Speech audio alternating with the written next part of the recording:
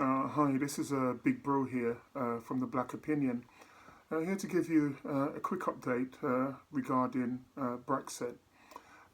You'll remember that 3 to 4 weeks ago I filmed a segment for the Black Opinion entitled Big Bro's Brexit Breakdown. I made clear what was going to happen at the time and what you were not being told about the Brexit debate. Unfortunately, what I predicted has come to pass. I made clear that Theresa May was fatally wounded by her civil servants who were supposedly negotiating on the UK's behalf. They did a terrible job. I made clear that the UK politicians were enthralled to the EU and not loyal to the UK. This is now being seen by us all. I made clear that if the UK does not attain Brexit by the 29th of March, then there would be an extension. Let's forward to now today and see what's happening. The soap opera that is Brexit continues apace with the so-called indicative votes that took place tonight. Choose not to explain this fully, as there is more than enough information within the public domain to satisfy all curiosity. I will say, though, that the Houses of Parliament has decided to move the EU exit date to the 22nd of May from the 29th of March.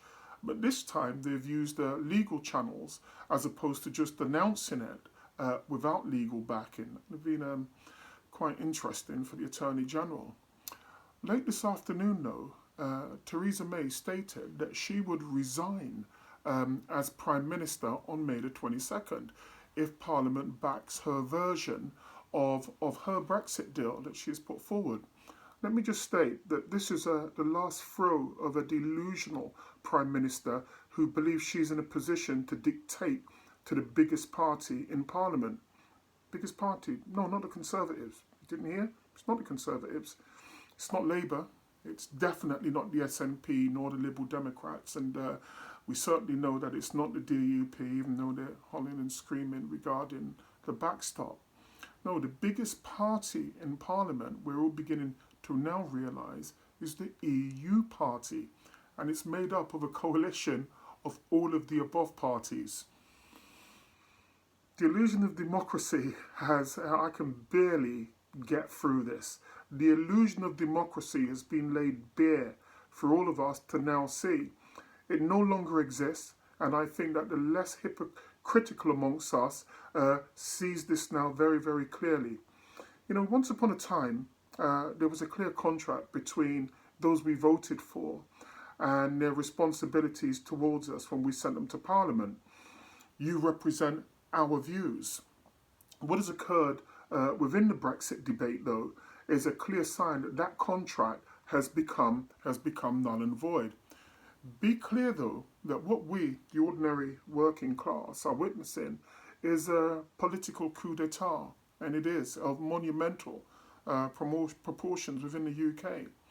This coup, because it can only be described as a coup, has claimed the political life of a Prime Minister who is being metaphorically stabbed in the back by a traitorous collection of deep state actors whose first loyalty is not to the country, not to the UK, but to a group of technocrats and bureaucrats in Brussels. The EU, though, as we all know and we're all beginning to see, is fundamentally undemocratic. It's protectionist, it's dictatorial, and it's a financial pit hole staffed primarily by lower middle class Marxists and run by puffed up popinjays who accept zero criticism. This country, the UK, saw 17.4 million people vote for Brexit over 2 years ago, with England in particular voting 56% to 44% in favour of Brexit. But what have we been told? Do you remember? What have we been told? We did not know what we were voting for. A little bit thick. We did not know what we were voting for. Well, is that true? We were told at the time, in or out. Do you remember? It was very clear. David Cameron made very clear this is an in or out referendum. Now, it seemed very clear to me what the instructions were at the time.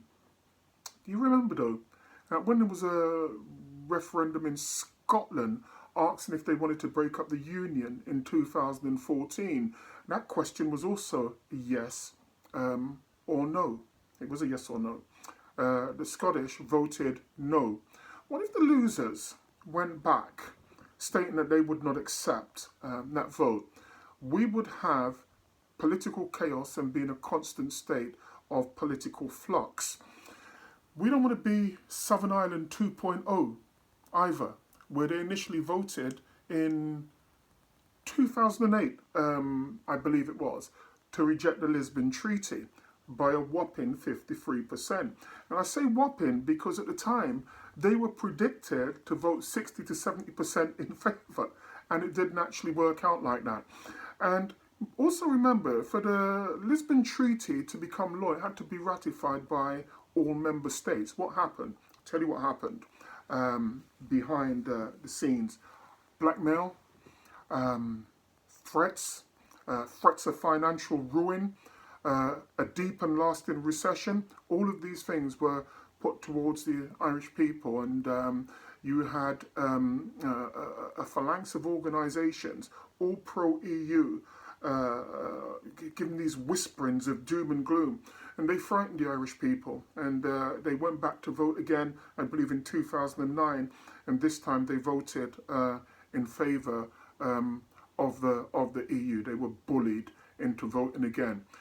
What else? They say there should be a second vote. Well, remember, what they're actually saying is that you're too thick to war game this out. Yeah, we're not well educated, all racist. Well, I'm not, but perhaps the pale-skinned people, they're racist. Perhaps those are the ones you're talking about.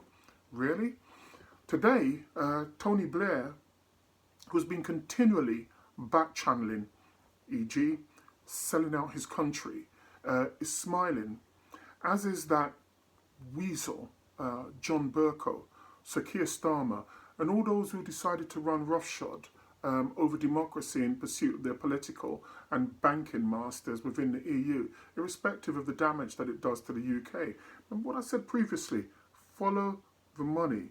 Yeah, the banking institutions within the EU, yeah, are putting pressure on this country and on the politicians who do their bidding. Theresa May is fatally wounded, but what the Conservative Party don't realise, actually quite funny in a way if you look at it.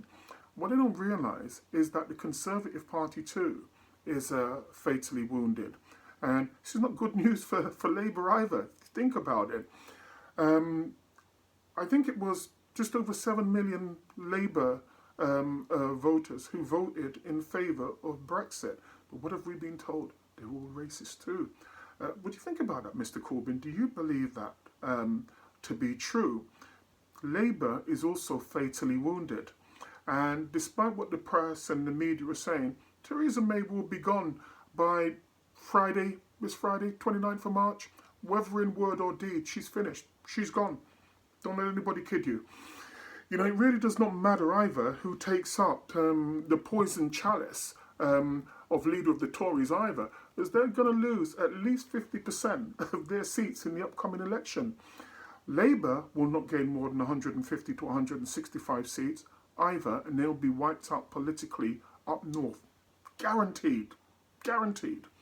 UKIP, though, and other assorted right-wing parties, I actually don't believe that UKIP is right-wing. I believe that UKIP is more centre-right.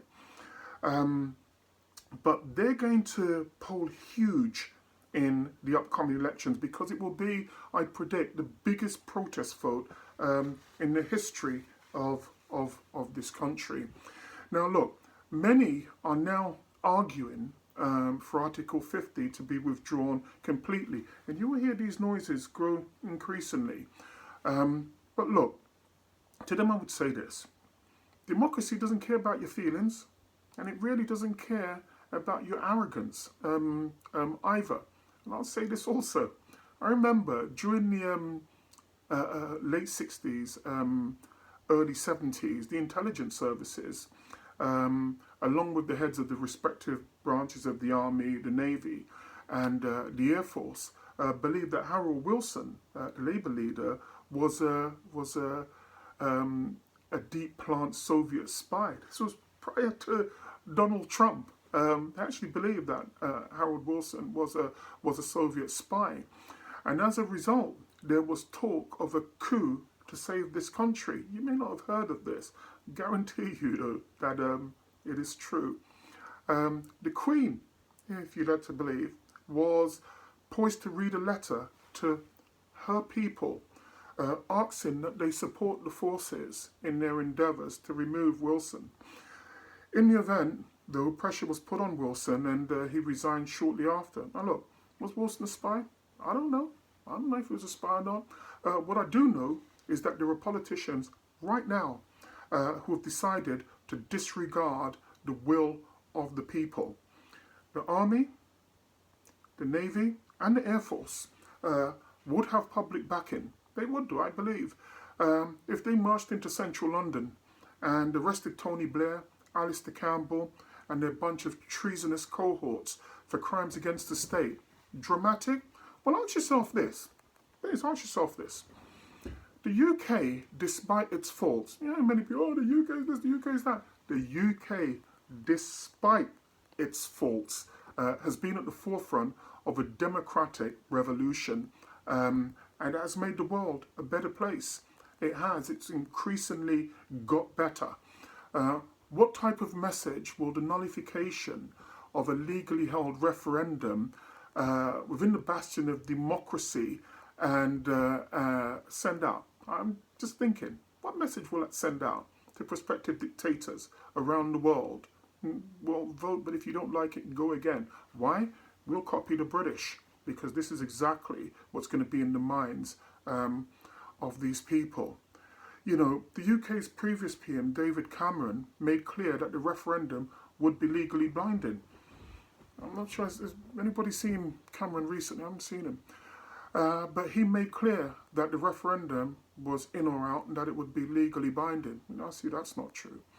We now see that the Remainers will only accept one outcome, irrespective of what they say, and that is that we stay within the EU in some way or some form. That, my friends, is not democracy. It's really dictatorship. And that is why we should all stand up to these collection of modern-day Lord Haw-Haws. Now, look, that's what I'm going to say, but I'd say buckle your seatbelts and hold tight, because what you see as calm now is going to get infinitely worse before it gets better. But I think I shouldn't say any more. I don't want to get chopped off of social media. So, look, I'd like to put out a fact. My brother's here, not here at the moment, either Marcus Lovelace or Sarah Garvey, so I'll say hi to them. And we'll be back with some hard-hitting and thought-provoking editions of the Black Opinion fairly soon. So I'm new to all of this. So the first thing that I would say to you is like, share and comment. Keep it decent. Don't have to agree with me, but let's disagree in the best possible way possible. So I'd say from the Black Opinion, I'd say peace, and I'm out.